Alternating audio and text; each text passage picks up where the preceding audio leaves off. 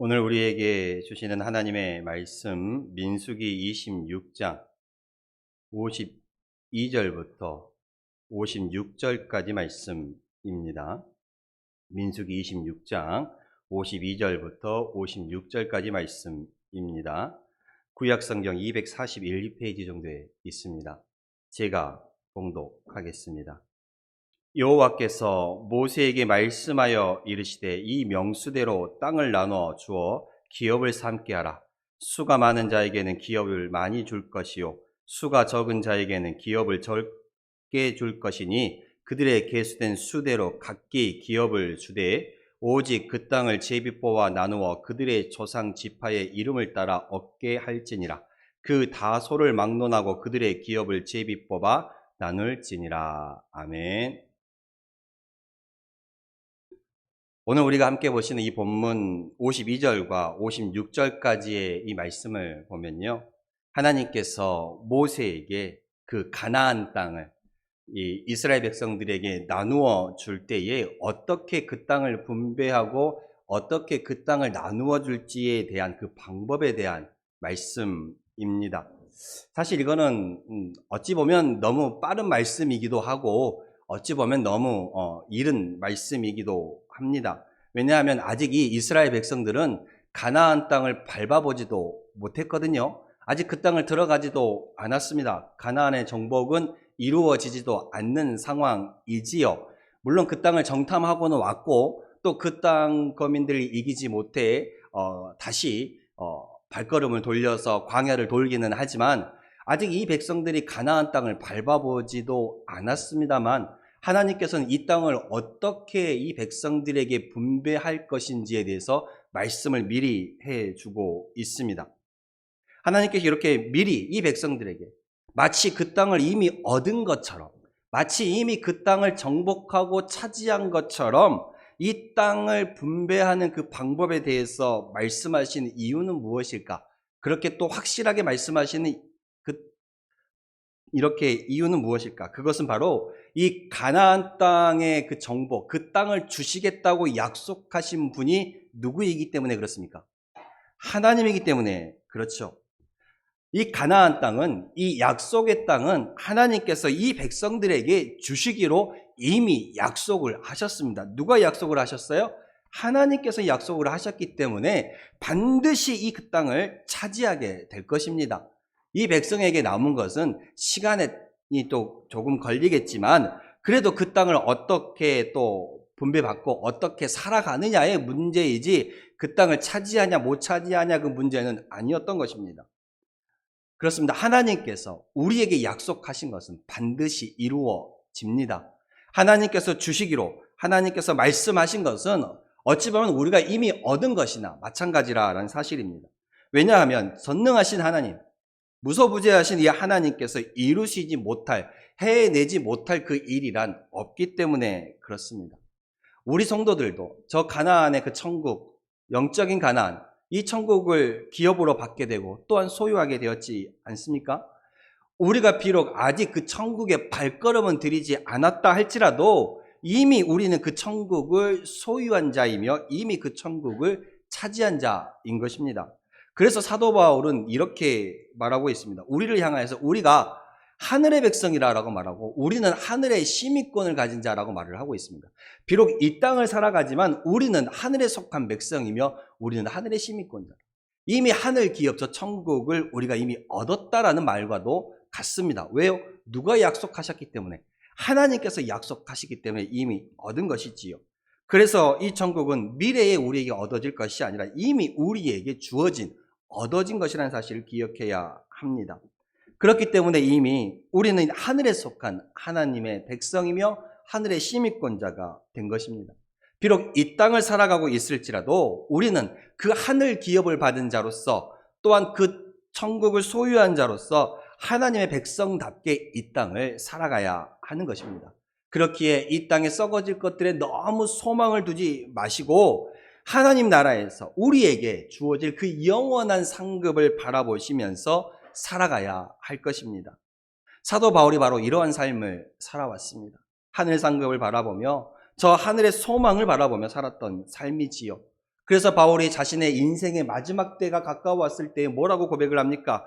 디모데후서 4장 6절과 7절의 말씀을 보면 나는 나의 선한 싸움을 싸우고 나의 달려갈 길을 마치고 믿음을 지켰으니 이제 후로는 나를 위하여 의의 면류관이 예비되었으므로 주 곧 의로우신 재판장이 그날에 내게 주실 것이며 내게만 아니라 주의 나타나심을 사모하는 모든 자에게도 주신다라고 말씀을 하고 있습니다. 믿음의 선한 싸움을 달려왔다라는 것입니다. 하늘을 바라보고 그 하늘의 기업을 소망하며 달려간 삶이지요. 이처럼 사도 바울과 같이 그 누구보다도 이 하늘 상급을 바라보면서 살아가는 사람들은 이 땅에서도 후회 없이 살아갈 수 있습니다. 왜냐하면 이 땅에 썩어질 것에 너무 소망을 두지 않기 때문이지요. 그리고 이렇게 하늘을 바라보며 살아가는 자들은 그 누구보다도 더 많은 기업과 상급을 받게 될 줄로 믿습니다. 오늘 이 본문의 말씀과 같이 53절과 54절에 하나님께서 이미 주시기로 한 그 땅을 분배하면서 어떻게 분배할지에 대해서 말씀을 해주고 있습니다. 이 백성들에게 땅을 분배할 때에 그 앞절에 5절과 51절에는 이 이스라엘 백성들의 인구에 대해서 말하고 있습니다. 그래서 51절에 보면 이스라엘 자손에 계수된 자가 60만 1730명이라 라고 말하고 있습니다. 그러니까 이 60만이라는 것은 장정만 얘기하는 것이죠. 일할 수 있고 노동할 수 있는 그 인구수가 60만이라는 것입니다.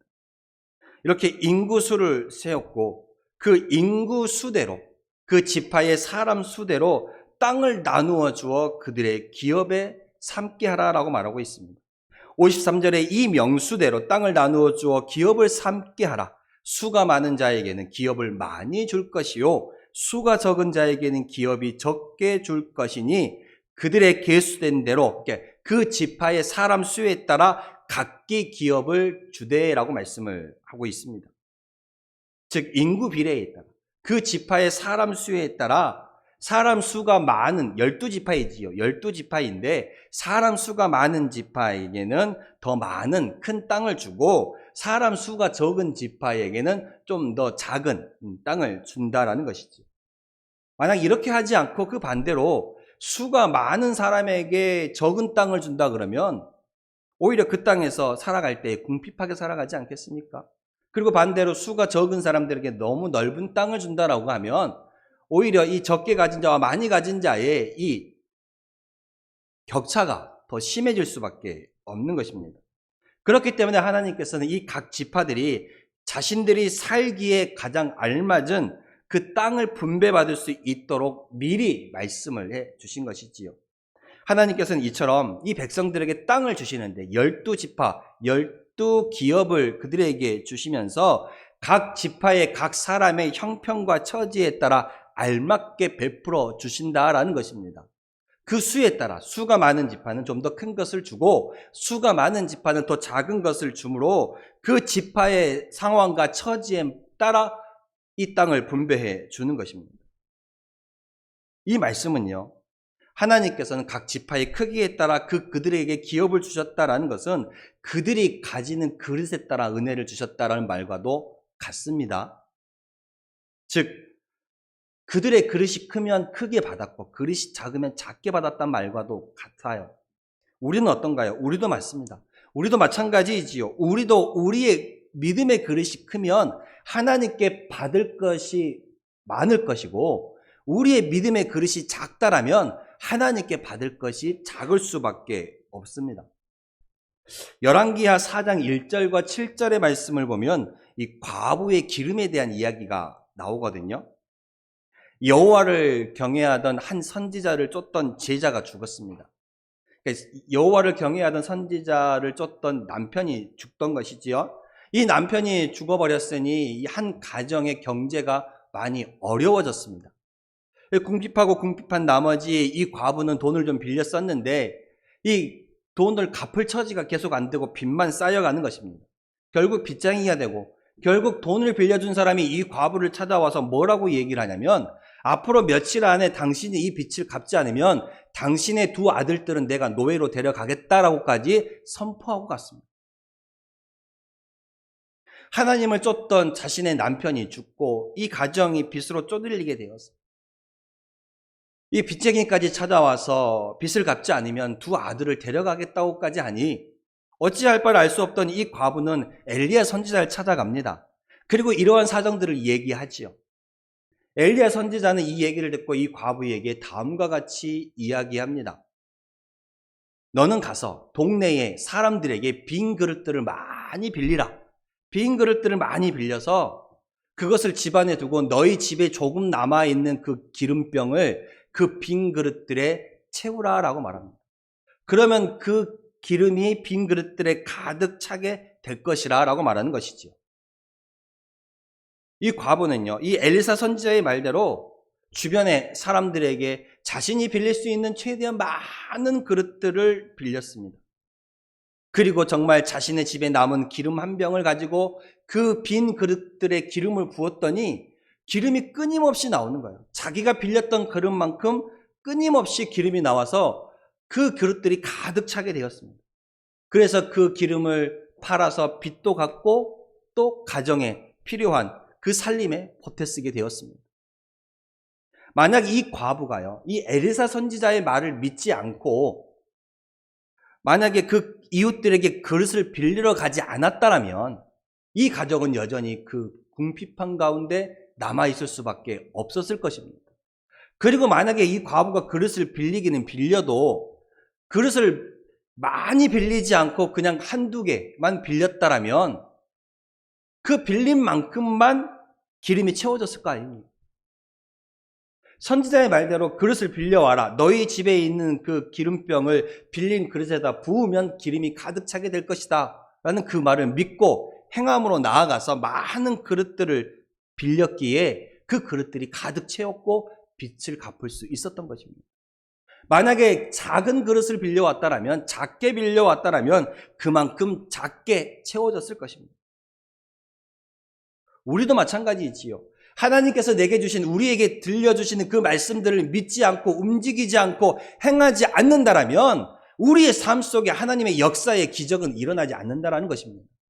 만약 이 과부가 그릇을 빌리러 가지 않았다라면 그 상황은 전혀 바뀜이 없었을 것입니다. 우리도 말씀을 믿지 않고 그 말씀을 믿음으로 행하지 않는다라면 여전히 삶의 변화는 없고 그대로인 것이죠.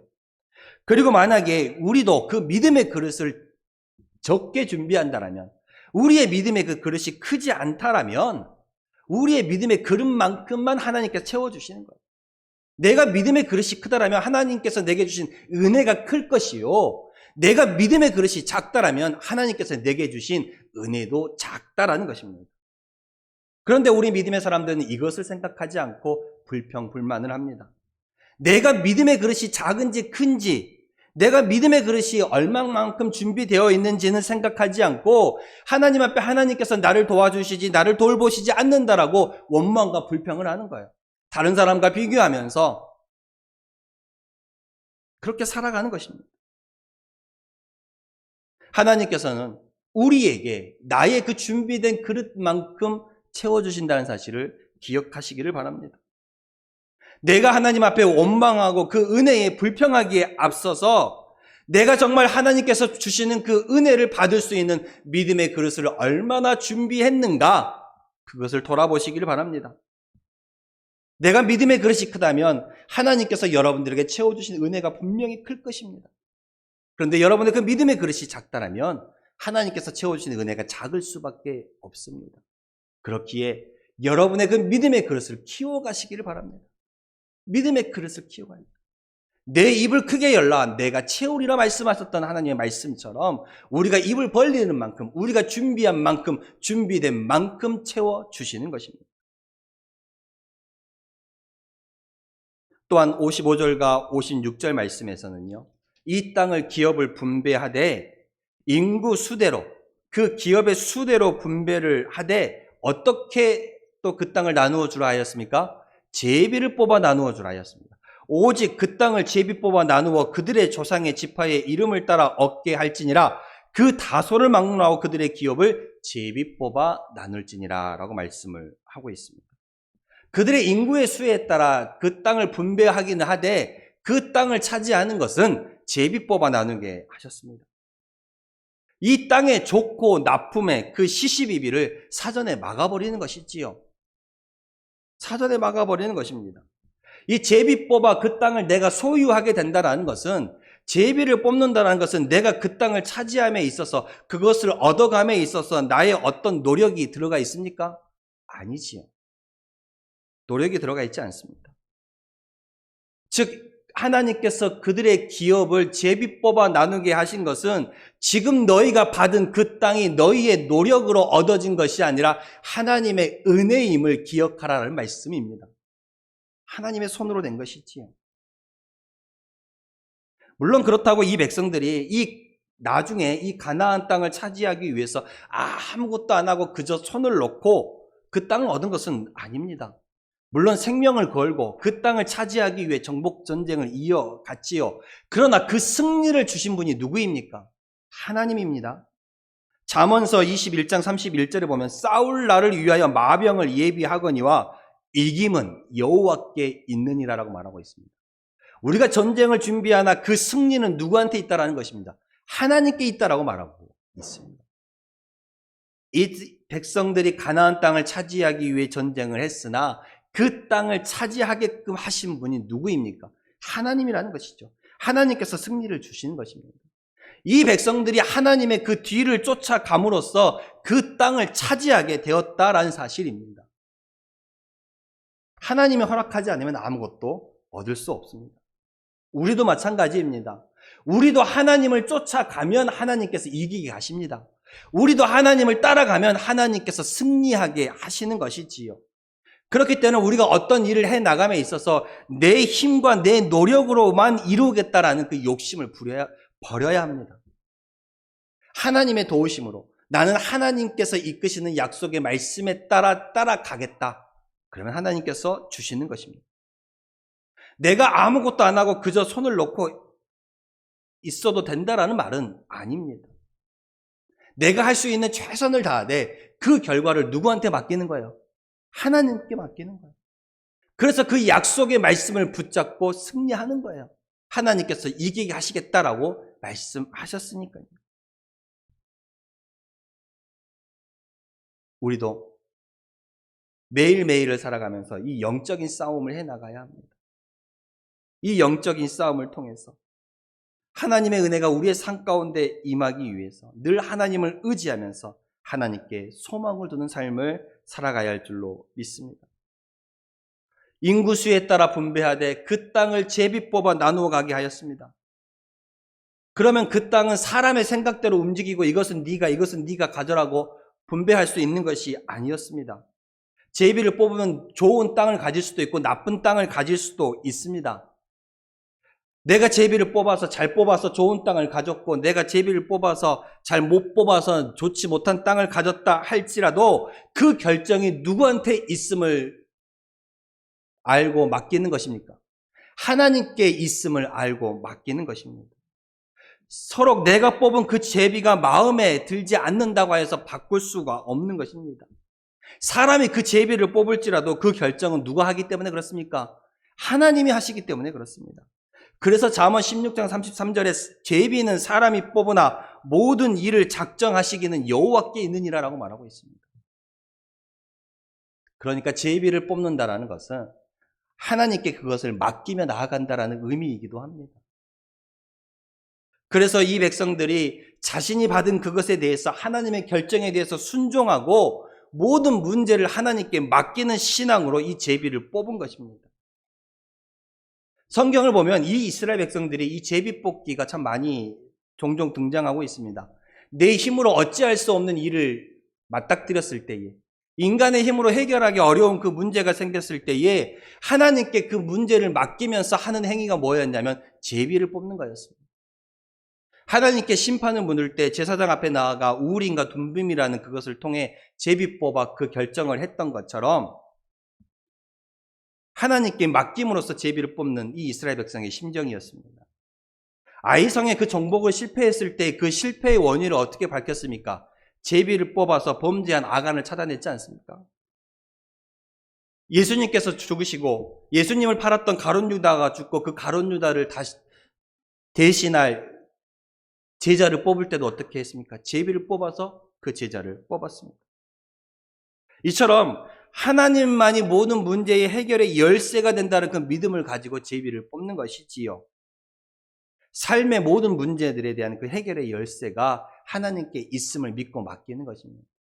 그러니까 이 말씀을 통해서 제비를 뽑는 행위를 통해 여러분들도 어떤 일을 만났을 때, 결정하기 힘든 일을 만났을 때, 어떤 문제를 만났을 때에 여러분도 제비를 뽑아서 좌우를 결정해서 나아가는 말이 아닙니다. 이 백성들이 제비를 뽑는 이유가 무엇이었습니까? 하나님께서 제비를 뽑아라고 결정한 그 이유가 무엇이었습니까? 그 결정은 바로 누구에게 있다는 것을 알려주기 위해서입니까? 하나님께 있음을 알려주기 위해서입니다. 너희의 그 문제들의 결정은 나에게 있다, 하나님께 있음을 이 백성들에게 알려주시기 위해서 제비뽑기라는 방법을 사용하신 것입니다.